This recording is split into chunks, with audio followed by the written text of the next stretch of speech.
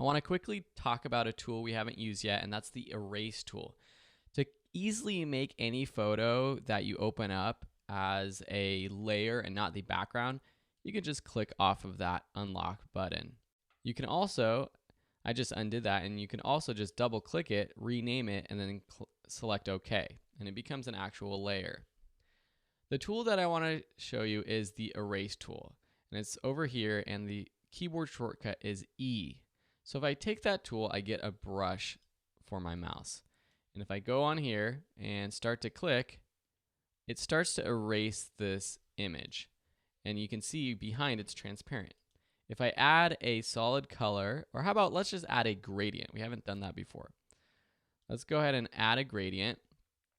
And let's choose how we want our gradient to look. So let's click down this drop down. Let's choose one of these gradients. We can adjust the style of the gradient here if we want it radial, angled, diamond, reflected. And then you could adjust the scale of the gradient. If you want to change the colors, you can double click in the gradient and then double click these colors right here to change the color of the gradient. Let's just do this, make a couple changes. There you go. So now we have that blue, pink, orange, very funky. And if we move this down below the layer and then back to the eraser tool, which we were using, we can erase this image and see that gradient behind.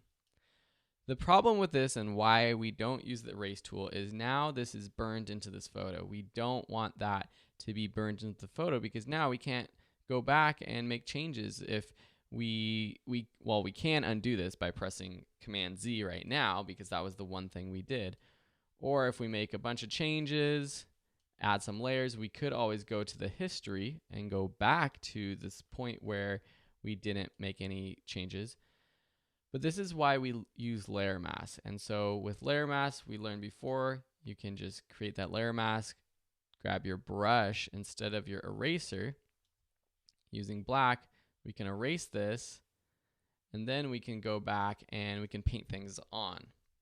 So it's non-destructive editing. It's non-destructive erasure if we want. So, and I gotta make sure I have a full white. I'm using like a gray. Weird. So now if I want to paint back on, I can do that. So this is non-destructive editing with the same results as the eraser. So I always suggest using a layer mask instead of that eraser tool. Thanks for watching, and we'll see you in the next lesson.